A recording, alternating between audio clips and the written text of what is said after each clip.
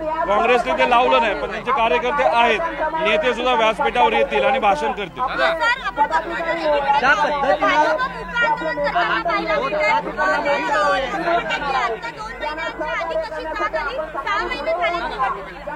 बघा, तुम्ही जर आम्हाला सगळे कागदपत्र डिजिटल लेवलला दिले असते इलेक्शन कमिशनने, तर आम्हाला 6 महिने लागले नसते.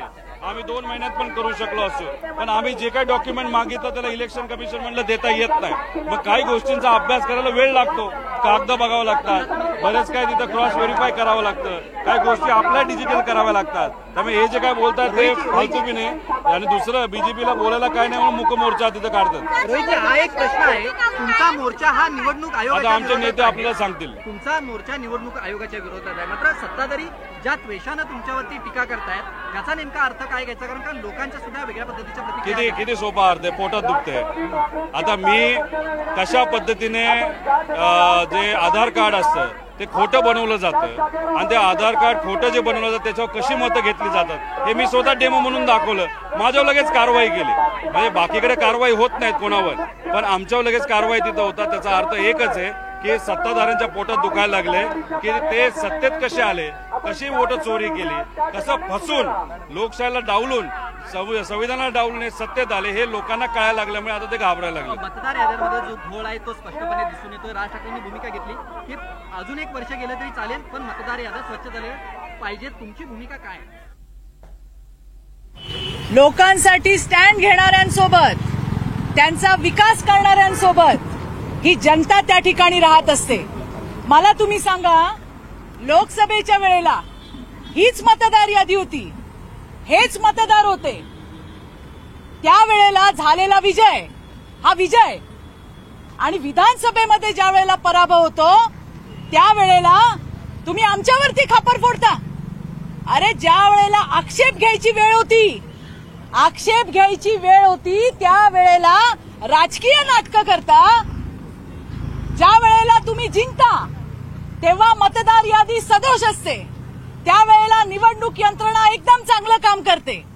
आणि ज्या वेळेला तुम्ही हरता त्यावेळेला तुमचा याच्यावरचा विश्वास नसतो. आजचा जो हा मोर्चा आहे ही स्टंटबाजी आहे. आणि आता येणाऱ्या दिवसातला पराभव हा विरोधकांना तिथे दिसलेला आहे. ज्या पद्धतीने राज्याचे सन्माननीय मुख्यमंत्री देवाभाऊंच्या नेतृत्वात महाराष्ट्र प्रगतीकडे झेप घेतोय. परंतु मनसेसोबत स्टेट शेअरिंग करायला कुठेतरी काँग्रेस पाठीपुढे करताय का? ज्या पद्धतीने एक कॉमन अजेंडा घेऊन विषय आज महाराष्ट्रातल्या आणि देशातल्या प्रत्येक राजकीय पक्षाच्या आहे. तुमच्याच चॅनलवर मी आता इथे यायच्याच आधी पाहिलं की एकनाथ शिंदे साहेबांची सेना आणि अजित पवार दादांचा राष्ट्रवादी हे ह्या दोन्ही पक्षाचे वरिष्ठ नेत्यांनीच तुमच्याच चॅनलवर सांगितलेलं आहे, जे मी तुमच्याच चॅनलवर पाहून आले आहे, की मतदार याद्यांमध्ये गडबड आहे हे तेही मान्य करतायत. त्याच्यामुळे जर सत्तेमधले 2 घटक पक्ष त्यांचेच वरिष्ठ नेते म्हणत असतील की काहीतरी गडबड आहे, दौंडमध्ये माझ्या लोकसभा मतदारसंघात अजितदादांच्या राष्ट्रवादीच्याच लोकांनी जाऊन दौंड तालुक्यात लढाई केली आहे, कलेक्टर ऑफिसला कंप्लेंट केली आहे. त्याच्यामुळे आम्ही तर करतोच आहे, पण आता सत्तेतल्या पक्षातल्या पण मित्र पक्ष अजित पवार ना बोलत आहे ना, ते नाही मला माहिती. तुमच्या चॅनलवर मी हसन मुश्रीफांची व्हिडिओ पाहिला ते त्याच्याच बद्दल, आणि एकनाथ शिंदेच्या सेनेचे पण कोण बोललं, कोणी संजय गायकवाड बोलले. एकनाथ शिंदेकडनं या मतदार स्वच्छता झालं ते. एकनाथ शिंदेच्या शिवसेनेकडनं देखील मतदार याद्या या चालल्या जात आहेत त्यांच्या लक्षवेध या ऍपच्या माध्यमातून. नाही, पण त्यांचेच नेते म्हणाले ना गडबड आहे. मी म्हणत नाही एकटी, त्या दोन्ही त्यांचे भारतीय जनता पक्षाचे मित्र पक्षाचे नेते पण आम्ही म्हणताय तेच म्हणतायत. पण ते अमित शहा मुंबई दौऱ्यावरती आले, भाषणात म्हणाले की आम्हाला आता कोणत्या कुबड्यांची गरज नाहीये. खरं तर महायुतीमध्ये राष्ट्रवादी आणि शिवसेना, शिंदेची शिवसेना ही सहयोगी पक्ष आहे आणि त्यातच हे सूचक विधान आहे. ते त्यांच्या मित्र पक्षांना चालत असेल. इव्हन स्थानिक स्वराज्य संस्थांच्या निवडणुकांमध्ये देखील वेगवेगळ्या लढण्यासंदर्भात त्यांच्यामध्ये ठरल्याचं त्यांचा अंतर्गत प्रश्न. आम्ही आमचं बघू. इथे राज्यामध्ये कर्जमाफी होत नाहीये, रोज एवढे अत्याचार होत आहेत. उद्या डॉक्टरचा खून झालेला आहे, त्यांना क्लीन चिट सरकार देत आहे. एवढे मोठे गंभीर प्रश्न आहेत, आव्हान आहेत राज्याच्या समोर. हॉस्टेजेस करण्यावरनं राज्याच्या गृह विभागावरती प्रश्न ते रोजच तुमच्या चॅनलवर असतात. गृह विभागाबद्दल रोज काय डेटा आहे तुमच्या सगळ्यांच्या चॅनलवर दिसतं ना. आणि केंद्र सरकारचाच डेटा सांगतोय ना की महाराष्ट्रात क्राईम वाढलाय. मी एकटी आरोप करत नाहीये, भारत सरकारचा डेटा सांगतोय. गृहमंत्री अपयशी ठरले त्या सगळ्या. महाराष्ट्र सरकारच अपयशी आहे ना. एका महाराष्ट्रातल्या कर्तृत्वान डॉक्टर मुलीची हत्या होते आणि हत्येची इन्क्वायरीच्या आधी तिच्या विरोधकांना किंवा ज्यांच्यावर आरोप प्रत्यारोप झाले त्यांना क्लीन चिट देण्याचं पाप महाराष्ट्र सरकार करते. हे दुर्दैवी आहे, याचा मी जाहीर निषेध राज्य करते. निवडणूक आयोगानं केंद्र निवडणूक आयोगाला सांगितलं की 18 ऑक्टोबरपर्यंत मतदार यादी निश्चिती करा. 1 जुलैची आहे ती, पण अजून कोणतं उत्तर येत नाहीये केंद्राचं. हेच तर आम्ही म्हणतो, ही दडपशाही वाढतच चालली आहे ना महाराष्ट्रात. ज्या ठिकाणी आक्षेप घेतला जातोय निवडणुकांच्या मतदार यादींसंदर्भात त्या ठिकाणी निवडणूक आयोगाकडनं देखील स्पष्टीकरण करत काही ठिकाणी प्रिंटिंग मिस्टेक्स आहेत, काही ठिकाणी गट क्रमांक याद्यांचे नंबरावरनं घोळ असल्याचं देखील ते स्पष्टीकरण देताना पाहायला मिळत आहे. मात्र तसं कुठलंही झालेलं नसल्याचं देखील स्पष्ट करतायत ते. नाही, data speaks louder than words ना. डेटाच दाखवतो ना. आणि तुम्ही चॅनल जेव्हा आम्ही आरोप करतो त्या दिवशीच संध्याकाळी तुम्ही जाता ना सगळे बघायला की खरं आहे का खोटं आहे. त्यामुळे वास्तवच आहे ना. आम्ही आजपर्यंत जे वास्तव आहे ते तुमच्या समोर ठेवलंय. तुम्ही स्वतः जाऊन ते व्हेरीफाय केलंय आणि आम्ही म्हणतोय तो प्रत्येक आरोप खरा ठरलाय की नाही. पण पुन्हा एकदा फेक नेरेटिव्ह सेट करण्याचा प्रयत्न हा होत असल्याचा आता ते सरकारच्या समोर काहीच नाही. आता मला सांगा, कर्जमाफी करू. तर सत्ताधाऱ्यांनी जी टीका केलेली आहे त्या टीकेला खासदार सुप्रिया सुळे यांनी जोरदार उत्तर दिलेलं आहे. दुसरीकडे आपण पाहतो या मोर्चाला सुरुवात झाली आहे. फॅशन स्ट्रीट पासून मोठ्या संख्येनं कार्यकर्ते यामध्ये सहभागी झालेले आहेत. महत्वाचे नेते सुद्धा दाखल व्हायला सुरुवात झालेली आहे. दुसरीकडे भाजपचा मूक मोर्चा सध्या सुरू आहे मवियाच्या विरोधात, ज्यामध्ये अमित साटम सहभागी झालेले आहेत. मंगलप्रभात लोढा सुद्धा आहेत आणि नवनाथ बन सुद्धा या मोर्चामध्ये सहभागी झाल्याचं आपण पाहतोय. तर सत्याच्या मोर्चामध्ये सध्या आमचे प्रतिनिधी विशाल पाटील हे जोडले गेलेले आहेत. त्यांच्याकडनं आपण अधिकची माहिती जाणून घेऊयात. विशाल, अनेक नेते दाखल होत आहेत. काँग्रेसचे कोणकोणते नेते पोहोचलेत याची काही माहिती मिळतीये? नक्कीच थोड्याच वेळात विजय वडेट्टीवार एक काँग्रेसचे या मोर्चात सहभागी होतील. आता जर आपण हा सगळं दृश्य पाहायला गेलं तर मोठ्या संख्येनं या मोर्चामध्ये अनेक नेते हे सहभागी झालेले आहेत. मग मनसेचे नेते आपण पाहायला गेलं तर या ठिकाणी आलेले आहेत संजय बापू धोत्रे आहेत. संजयजी, काय सांगाल, ज्या पद्धतीनं मोठ्या संख्येनं लोक आलेले आहेत, तुमच्याही जिल्ह्यातनं बरीच लोक मुंबईत दाखल झालेली आहेत. संपूर्ण महाराष्ट्रातनं या जनसंदर्भातला अख्खी मुंबई आज रस्त्यावर आहे.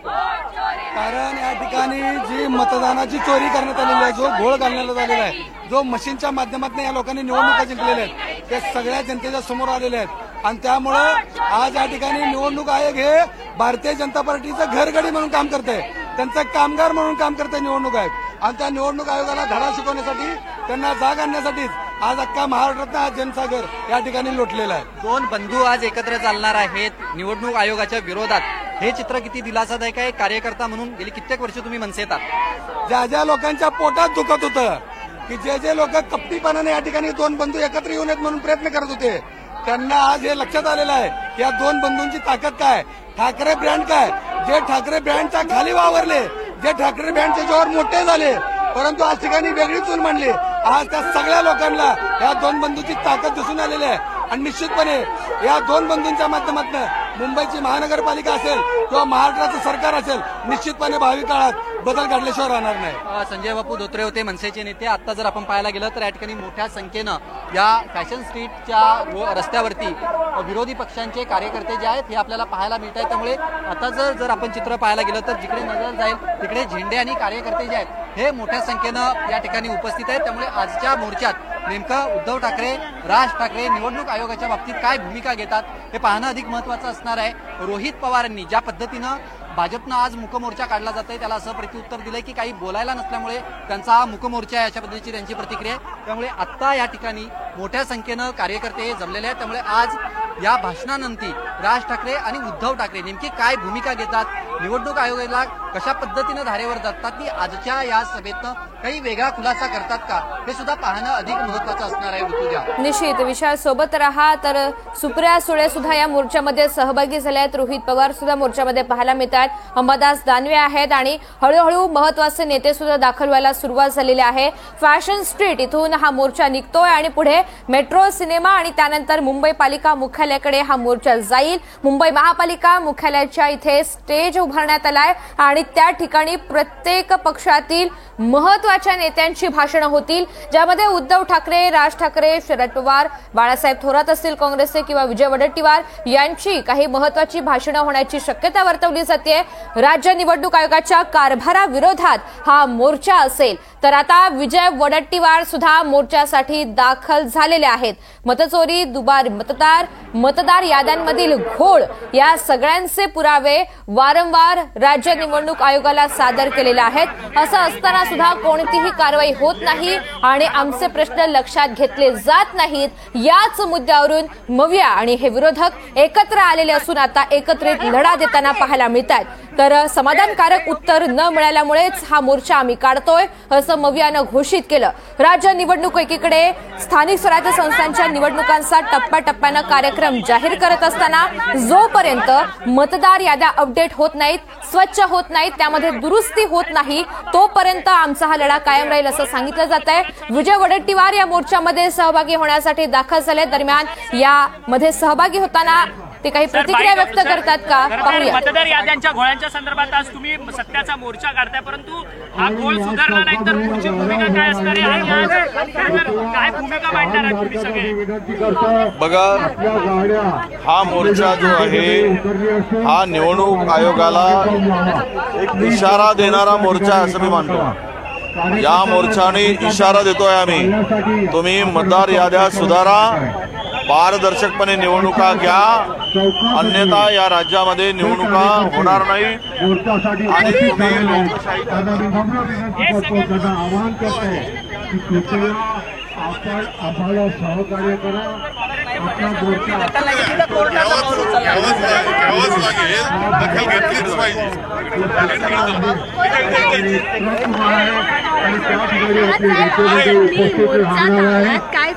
काँग्रेसचे नेते दाखल झाले आहेत. बाळासाहेब थोरात आहेत, विजय वडेट्टीवार सुद्धा पोहोचलेले आहेत. खरं तर सातत्यानं काँग्रेसच्या भूमिकेविषयी सत्ताधाऱ्यांनी काही सवाल उपस्थित केले होते.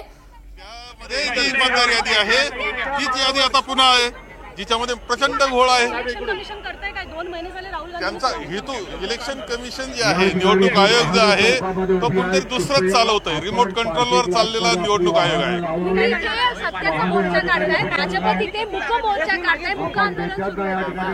हे पहा, यामध्ये सगळ्या लोकशाहीवाद्यांनी सहभागी झालं पाहिजे. ज्या पक्षाला लोकशाही पाहिजे त्यांनी सुद्धा आलं पाहिजे. निकोप असली पाहिजे लोकशाही, निकोप असलं पाहिजे मतदान, आणि म्हणून निकोप मतदार यादी महत्वाची. नाही, ती वस्तुस्थिती आहे. त्याचं उत्तर त्यांनी आम्हाला काही अधिकार नाही असं तहसीलदारने उत्तर दिलेलं आहे. एका बाजूला ते म्हणतात की हरकती घ्या, दुरुस्ती करू, दुसऱ्या बाजूला उत्तर देता आम्हाला काही अधिकार नाही. सगळंच असं चाललेलं आहे. सगळे नेते दिसत आहेत, मात्र काँग्रेसचे प्रदेशाध्यक्ष हर्षवर्धन सपकाळ यांच्या अनुपस्थितीवर अनेक प्रश्न. काही कारण नाही तसं. आम्ही हजर आहोत, सर्वजण ज्येष्ठ आहेत, सर्वजण आहोत आम्ही. काँग्रेस आम्ही बरोबर आहोत.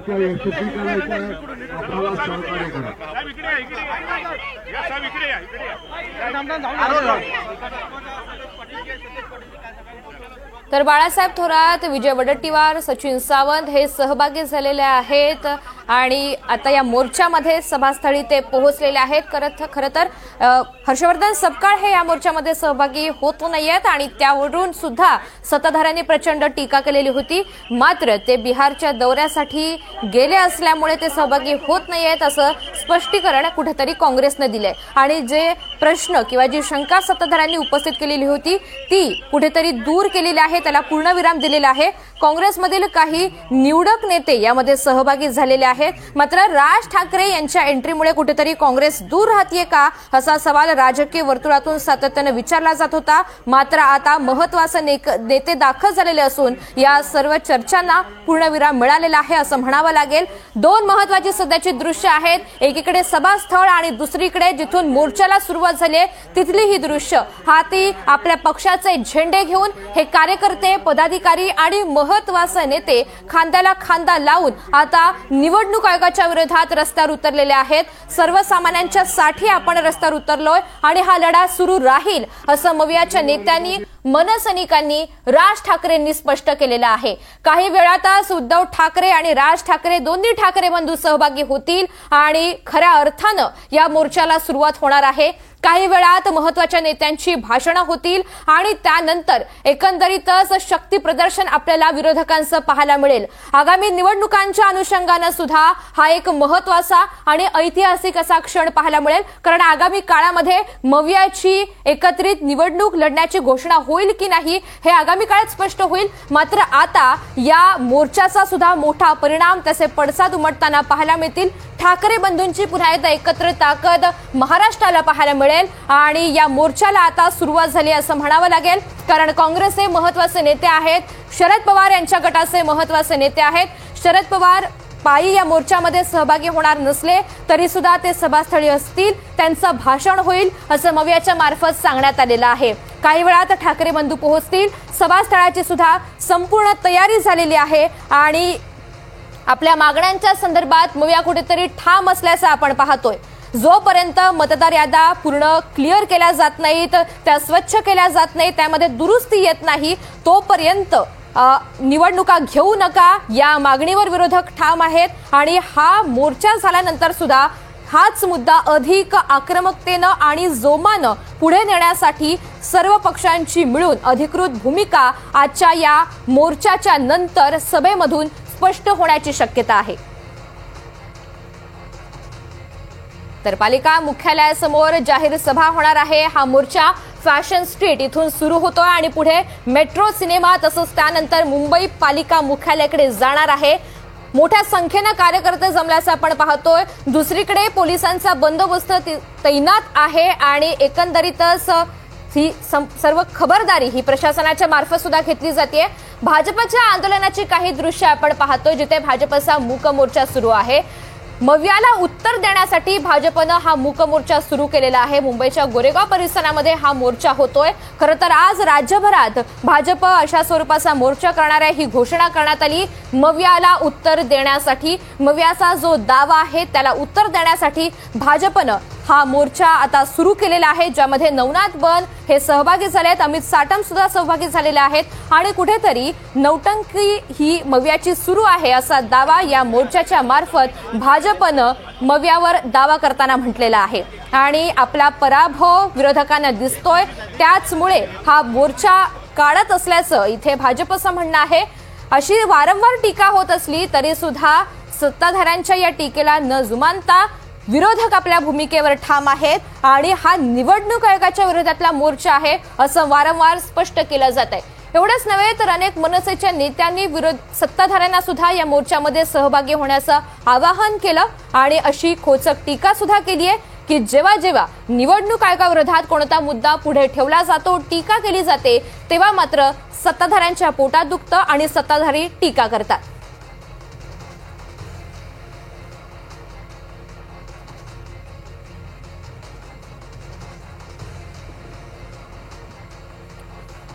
प्रदेश कार्यालयामध्येच बसलो होतो आणि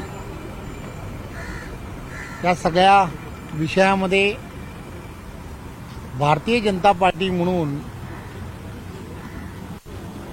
भूमिका काय असली पाहिजे ती मांडणं हे अत्यंत गरजेचं आहे. आणि म्हणून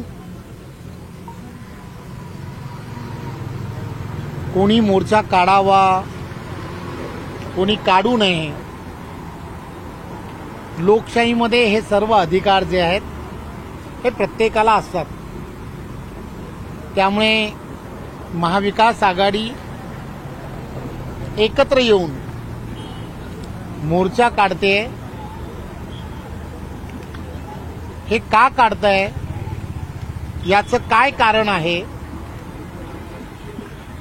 तर येणाऱ्या स्थानिक स्वराज्य संस्थांच्या निवडणुका या होऊ घातल्या आहेत आणि प्रत्येक निवडणूक ज्यावेळेला समोर येते त्यावेळेला एक फेक नेरेटिव्ह हा कसा तयार करावा याचं नेहमीच प्रशिक्षण हे त्यांच्या बरोबर असणारी सर्व मंडळी, वेगवेगळे एनजीओज हे नेहमीच देत असतात. लोकसभांच्या निवडणुकीच्या वेळेला सुद्धा देशाबाहेरील असणारे काही एनजीओज, काही अशा शक्ती की हा देश हा अखंड राहू नये या दृष्टिकोनातून सातत्याने एनजीओज म्हणून संपूर्ण देशामधली असणारी परिस्थिती, इथली असणारी सुरक्षितता, इथला असणारा कायदा, या सगळ्या गोष्टी अस्थिर कशा करता येतील यासाठी वेगवेगळ्या पद्धतीने फेक नेरेटिव्ह हा पसरवण्याचा प्रयत्न करतात. लोकसभेच्या वेळेला सुद्धा संविधानाच्या संदर्भामध्ये असाच फेक नेरेटिव्ह तयार झाला.